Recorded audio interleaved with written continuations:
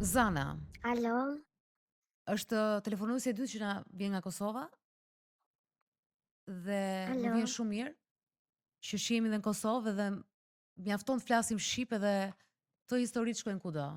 Nuk ka rëndësi janë histori që na prekin të gjithëve, jo vetëm ne shqiptarë, por në të gjithë botën. Zana, kemi shprehjen që thotë ka parë të merr me sy, ka parë të merr me sy. Pa pritur jati vret veten. Por në fakt ishte vllai i saj, 18 vjeç, Zana ishte vetëm 16 vjeç, ai që realisht pa të merri me sy se pa babain të varur në shtëpi. Kjo është një Ah, traumë akute, themi ne. çdo të Traumë ndram akute. akute që është imediat ose shpejt, pra e Po, shikon direkt. goditje shok, Shok, po, shokuese. po. Ndram akute. Po, një shok. Por edhe për Zana ka qenë shok sepse në momentin që babai, thot Zana, inxhinier, burr i mirë, i nderuar, pa pritur ikën nga jeta dhe var veten dhe zgjedh të iki. Duke Imagjino sa lënë pyetje ka. duke Imagjino lënë të sa tjerët, pyetje ka. po me pyetje dhe Pa me traumë. përgjigje dhe trauma. Po. Zana, alo, përshëndetje. përshëndetje, si jeni? Mirë, ja jemi duke dëgjuar histori njëra më e vështirë se tjetra, por nga ana tjetër na vjen mirë sepse jeni të gjitha ju gra që po punoni me veten dhe kjo është e rëndësishme, që po punoni dhe artikuloni për historitë tuaja. Nuk jeni në atë fazën që mezi e ka përxeni, pra e keni kaluar edhe është një gjë shumë e mirë ajo, të paktën. Edhe shumë shpresëdhënëse shumë vërtet. dhe për të tjerë. Atëherë Zana, Shumë historia vërtet. jote është një histori që nuk duhet të ndodh. Nuk duhet të ndodh. Por ja E që vërtet, ndodhi. shumë e vërtet. Ja që Ndodhi. ndodhi. Ti ishe 16 vjeç? E kujton Vetëm ato 16 atë vjeç. ditën kur si ku ishe, si e more vesh, ç'a ndodhi? Se kuptova që Po, vllai e pa. po, para se të kalojmë tek detajet e historisë time, dua t'ju them përgëzime për punën që bëni, Falenderoj. sepse podcasti juaj edhe Andale, formati Andale, mua më pëlqen shumë edhe i ndjej gjithmonë. Faleminderit shumë. Atë ditë kam qenë në shkollë, sepse isha akoma në shkollën e mesme. Atë ditë, kur u kthyem neve, unë me shoqtë e mia, e pash në oborrin e lagjës, shtëpisë time, tek lagja jonë, një ambulancë edhe një makinë policie. Thash, o bo, qa pas ka ndodhur. Marrë të hy brenda unë, në apartamentin tonë, nuk na lejuan. Më del mua një kushuri imi, më thot, babi është sëmur, e ka ndërguar në spital, e ti duhet të shkosh tek një rajon, tek shtëpia e saj. Thash, po pse të shkojmë neve atje? Po shkoni, ju lutem, ikëm neve, shkojmë atje. Edhe tani pas 20 minutash, në fakt merr një telefonat ajo e para nga mami vet. Edhe mami vet thot, ama jep pak atë shoqën tënde që humbi babin në telefon, edhe i thot ajo. Po, ndërkohë që unë nuk di asnjë gjë, Ti e di që ishte babi në spital. Po, në spital. Tani marron telefonin edhe më thot ajo, thot, më vjen keq për humbjen tënde. Ngushëllime, ndërkohë që unë bëj kështu sikur like, me kë po flet kjo zonja, e kupton? E ka me mua kjo? Çfarë po ndodh? Kush e humbi babin? Like, pse po më thua mua ngushëllime? Unë kisha ngel kështu në telefon, edhe pas disa sekondash, e kthej telefonin tek mikja ime, i thash, më vjen keq, thash, mami yt nuk e ka me mua. Nuk e ka me mua, thash, se gjërat që po thot, thjesht nuk, çfarë po thot kjo, ngushëllime, po më ngushëllon, i vije keq që unë pas kam humbur babin tim, like, çfarë është kjo, e kupton?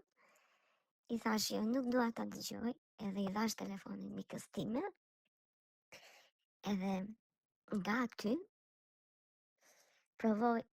kam provuar disa herë ta thërrisja në telefon babin tim, por nuk përgjigjej, sepse ajo siç kam kuptuar më vonë, pas ka qenë duke u marrë në pyetje nga policia për rastin, Kuptoj. sepse ajo ka qelluar në punë atë ditë. Pra në shtëpi ishte vetëm babai që i vetë varur dhe e gjeti Edhe vllai. vllai, Vllai po. ishte atje apo e gjeti erdhi në shtëpi i pari? Ja, ishte atje. Vllai im ishte 18 vjeç. Atë ditë nuk ka dalur në shkollë sepse nuk ka qenë mirë me shëndetin. Po si e vari? Babi ishte në dhomën e vet? Domethënë e bëri gjithë të procesin ndërkohë Babi që ishte, i biri ishte babi aty? ishte në dhomën e babi ishte në dhomën e ndenjes, ndërkohë që vllai im në dhomën e vet, çka kishte ndodhur siç e shpjegonte pastaj ai, thot erdhi tek dhoma ime, e thot na ka treguar pastaj. Erdhi tek dhoma ime, më tha çfarë po bën, edhe unë ja shpjegova që po merrem me këtë gjë, me këtë gjë, me këtë gjë. Edhe pastaj tha, e po mirë, flasim pastaj. I paska pas thënë babi im. Kuptoj. Edhe ka dalur nga dhoma e vllait tim, edhe ka shkuar në dhomën te salloni aty që ishte e lidhur me kuzhinën. Tani Zana e more Edhe vesh aty, që humbi babi, po unë dua të di kur e more vesh që vrau vetën babi. Atë moment më intereson, fjala vrau veten, u var. Çfarë ishin mendimet e para që të shkuan në mendje? mendimi i parë realisht nuk është se më vjen ndërmend. Mm. E di që kam rënë në gjunjë duke qarë, këtë e di, këtë e mbaj mend. Unë isha në shok, unë se pranoja dot. Ishte treguar një shenjë babi Të duhet të pyesja dhe unë. depresion, Jo. ja, diçka. Për atë neve ishim të gjithë në shok, si ka mundësi që ndodhi kjo, për shkak se babi im si natyrë ka qenë gjithmonë fjalë pak, njëri kështu i mbyllur në vete. Mhm.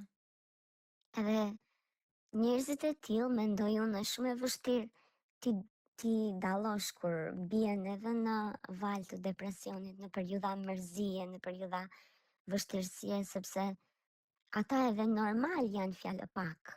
Ditët para se të ndodhte ngjarja, nuk është se kemi vënë re ndonjë ndryshim aq të madh në karakterin e tij, në të folurën e tij, në veprimet e tij. Po shoh shumë video në TikTok të njerëzve, kryesisht janë meshkuj para vetvrasjes, që janë video të publikuara nga partnerët e tyre dhe thotë të gjithë asnjë nuk e beson që do të vetvritet. Në fakt, po ti shohësh tani që e di që janë vetvrar, mund të shohësh pak sy të trishtuar, ka një lloj përhumbje, po ti shohësh me kujdes. Por, po të mos e dish ata do vetvriten dhe ja ty janë baballar duke fryrë qirin të fëmijëve, duke kërcyer, duke u hedhur, duke i puthur kalamajt, duke shkuar tek lodra, duke punuar. Pra janë njerëz të Një ditë zakonshëm. para. Një ditë para se ta marrin vendimin. Mund Po. të ketë një lloj egzaltimi, domethënë një lloj përfshirje sociale, por të bën habi se si ditën tjetër ndodhi. Përfshirje kjo gjë. sociale të fundit. Po, babin e mban mend një ditë para si ka qenë? Jo, nuk kishte egzaltim, nuk është se ka pas Nuk është ndonjë. gjithmonë kjo gjë, domethënë nuk është në çdo Po. rast, por ndodh në disa situata. Okej, është fjalë pak, po në marrëdhënie me ju si ishte me ty dhe vllain, si baba? Vërtet ka qenë njëri shumë i mirë, realisht, ka qenë neve nuk është se kemi pasur kështu Po punonte, Me- ishte në punë, puthje për qafim, po. dhe fakti që ishte Po, në gjatë natyrisht një ka dite të zakonshme jave, Ka ishte qenë. në shtëpi, Ka qenë profesor, ishte inxhinier. ishte Jepte realizuar, mësim. prandaj mirë në aspekt profesional. Ishte, shumë mirë, shumë i realizuar në Me aspektin mamin kishte profesional. konflikte? Unë e kam quajtur enciklopedi që ecën. Po si e kuptoni ty që ai ishte i kënaqur, i lumtur? Kishte ndonjë mënyrë të tij karakteristike? Dhe shprehte shumë rrallë, sepse nuk ishte njëri shumë ekspresiv. Kur ishte i kënaqur, bënte humor. Në 2 javë nuk kishte ndonjë ndryshim, qoftë në ushqimin, Tani- qoftë në gjumë, qoftë në diskutimet me Diçka- ju. Neve kemi diskutuar më vonë, ka qenë fakti se ai pyeste për njerëz. Për shembull, një muaj para se të kryente aktin e vet, pyeste për njerëzit që sepse kishin ndodhur disa raste në Kosovë atëherë. Një djalë i ri 18 vjeç, e mbaj mend unë. Edhe një rast tjetër, edhe ai vazhdimisht pyeste për ta. Interesoi për njerëzit që kjo- vetvriteshin. Po, sidomos për atë djalin e ri që e kishte kryer aktin vetëm disa ditë përpara babit tim. Po, në Thoshte, që mënyrë po interesohej? çfarë? Po, ja pyetjet e tij për shembull, që i mbaj mendun akoma, që e kemi diskutuar pasi ai iku. Për shembull, po çfarë të ketë menduar? Po çfarë pas ka qenë duke, për shembull pyetjet e tij, po çfarë pas ka qenë duke vuajtur? Po çfarë pas ka qenë duke menduar ky djali? A thua si e mori guximin? A thua çfarë i shkoi në mendje në ato moment? Po Do të juve thënë ju pyetje të dukeshin të tilla, habitshme këto pyetje? Domethënë i shikonit me habi apo i jepnit kuptim duke njohur ato që dukeshin pyetje normale? tani duke njohur karakterin e tij, ishin, nuk po them normale, po ishin pyetje që realisht neve i bënim edhe të tjerët, e kupton? Sepse edhe neve të tjerët ishte rasti që kishte shokuar një qytet të tërë. Mund të Edhe të tjerët po, yes. pyesnin pse, si ndodhi, si ka mundësi, djali i ri, mosha e re. Domethënë ishin por mbase nuk ishte pyetjet që ai bënte, ishte mbase mënyra edhe koha kur ai bënte, i bënte për shembull gjatë bukës, gjatë drekës. Po kalonit një kohë shumë të gjatë pastaj mbas vetë vrasjes, duke bërë hetusin për të kuptuar se për të deshifruar të gjithë kodet e mundshme të sjelljes së babait dhe për të kuptuar se Po, pse e ai e vrau vërtet. veten. Por nga ana tjetër kjo ka qenë e dhimbshme për ty, sepse pa pritur Po të ka vjen në qenë shtëpi shumë e dhimbshme. dhe gjen babain, pra mashkullin kujdestar të fëmijëve, se ti ishe ende nën moshë 16 vjeç dhe vllai sa kishte bërë 18, që të ketë marrë një vendim që po ta shohësh me të lush avokatin e djallit, pra një njeri i familjes merr një vendim, një pjesëtar, një prind, që unë kam vendosur mos jetoj më, ka vendosur të shkaktoj traumë tek fëmijët e mi, ka vendosur që të mos kujdesem më për familjen time, pra ka vendosur që të iki nga kjo jetë dhe po lë përgjegjësinë atyre dhe të dhimbjes dhe të kujdesis për varrimin dhe të kujdesis për vazhdimsinë e tyre dhe do t'ja lë barën dhe gruas time për të vazhduar dhe ajo të kujdeset në të gjitha aspektet. Padyshim unë këtë po bëj avokatallit se ka një shpjegim vazhdimsinë e tyre dhe do t'ja lë barën dhe gruas time për të vazhduar dhe ajo të kujdeset në të gjitha aspektet.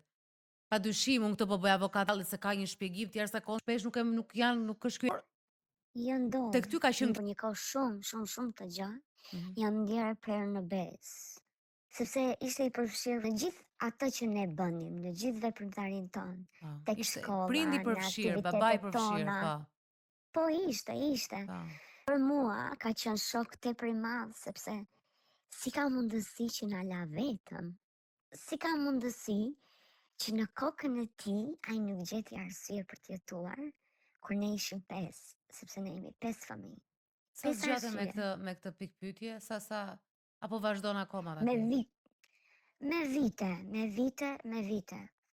Tani nuk them se pikpyetja nuk është aty, por nga që jam bërë 9 vet, edhe jeta ime normalisht ka ndryshuar, edhe kam unë shumë përgjegjësi mbi shpatullat e mia. Nuk është se pikpyetja nuk është akoma aty, është aty çdo ditë jetës time. Po si të ndryshoi ky moment më pas? Kush ishe ti pas vetvrasjes së babait? Pas vdekjes së babit, neve si familje jemi përballur edhe me një mentalitet shumë të keq, sepse në vend se njerëzit të na ngushëllonin edhe të na linin, si më thën, trut në kokë. Më fal, ti ishe në Kosovë atëherë? Po, atëherë po. Atëherë po. Mend në kokë, njerëzit bën çdo gjë të mundur, vetëm këtë gjë nuk e bën, vetëm të na ngushëllonin, të na përpiqeshin që mend tona të ishin në rregull, këtë gjë nuk e bën. Por tani nuk është se realisht më lë përshtypje sepse njerëzit Po çfarë thonin njerëzit? Të gjykonin që pse vrau. Po, gjykonin atë në radhë të parë. Si ka mundësi? Sila kalamaj të s'pas ka qenë mirë ai. Tani kjo gjëja s'pas ka qenë mirë ai, mua më vinte të vdisja kur e dëgjoja këtë. mua më vinte që ata njerëz që e flisnin ti kapja kështu për fyti. Seriozisht, nuk pas ka qenë mirë ai, nuk pas ka qenë mirë ai. Po mirë më mirë, prit nga dal njerëz sepse nuk e di, akoma nuk e dim se kush do jetë i radhës, e kupton? Ndonse se njeriu mund të tregoj shenja, ndonse se mund të flasi ndonjë gjë, ti kur nuk e kupton, ti kur nuk do ta mendosh që ky njeri do të jetë i radhës. Nuk e di nëse ka pas ndonjë rast që e kanë parashikuar. Neve nuk e bën absolutisht dot. edhe për të gjykuar pas emit parë. Po edhe maman besoj kanë gjykuar. Po, Që po si e shumë e lasi kanë se gjykuar. kuptoj, si se Shumë, si se kuptoj, ti ke qenë partnerja e ti, po si ka mundësi që s'pas ka folur me ty, po si ka mundësi që të iku ty, a nuk e parë ti ndonjë gjë, po e çfarë pasajeve të tjerat ato që janë akoma më të rënda, po çfarë patët ju të dy? kanë qenë vështira të lodhin, të lëndonin edhe duhet për pos Po, faktit se- që kishe pyetjet e tua për babin, duhet të mbaj edhe Të- gjykimet e botës. Nuk ka që Gjykimet e njerëzve që vinin nga çdo njeri, nga njerëz që nuk na njihnin fare, nga njerëz që kishin vite pa ardhur në shtëpinë tonë, nga njerëz që unë sot vetëm i lidh ato fjalë me fytyrat e tyre sa as emrat nuk ua di. ju ndenjën tek ajo shtëpi dhe mbas vrasjes. Po kemi ndenjur tek ajo shtëpi, edhe një gjë që mua më kujtohet është neve në fillim nuk hynim dot në dhomën e ndenjës që ishte e lidhur me kuzhinë. Nuk hynim dot sepse ishte shumë Po, kuptoj.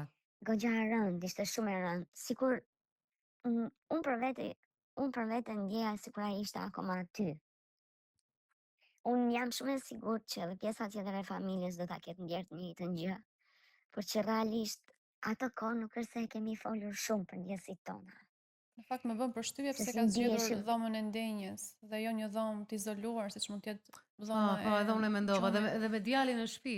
Djalin në shtëpi, do të thënë pavarësisht se Po. kur dikush kalon në vetvrasje, kalon më në depresion i parë, siç e dim, ato zinxhirin që e çon një person deri në këtë pikë, por sidoqoftë, nuk mund t'i japim, ne nuk e dim arsyen pse e ka bërë, dim që paktën nga literatura, siç u referoi pak më herët Dalina, që një person kur merr një vendim të tillë do thotë që ka një ftohtësi, një ngrirje emocionale, nuk është se e bën në qëllim primar për të lënduar tjetrit, por sepse ai është një Absolutisht. bosh brenda, domethënë nuk ka një lloj ndjesie me asgjë. Depresioni nuk është trishtim, është ngrirje, është boshllok. Kështu që të vi deri në atë pikë do thotë që ka akumuluar gjëra brenda, më bëri përshtypje edhe fakti pse ka pyetur për personat, domethënë ai ka në një farë mënyrë ka ngritur një ide në mendjen e tij që mund të jetë kjo një rrugë që mund ta zgjedh përmes historive që ka rënë në kontakt. Por nuk e dim, domethënë nuk e dim eksaktësisht, por janë disa fusha që ndonjëherë njerëzit i marrin për të mërqëna dhe i ndjekin këto në gjendjet e tyre të pakuptimësisë. Se është diçka që e ka ndjekur dhe kjo, për të mos japi kuptim jetës, mos japi kuptim asgjë që ka arritur deri në atë moment. Dhe mund të jetë, pra ne po themi mundet, sepse ndonjëherë ne njerëzit kemi nevojë të japim kuptim gjërave.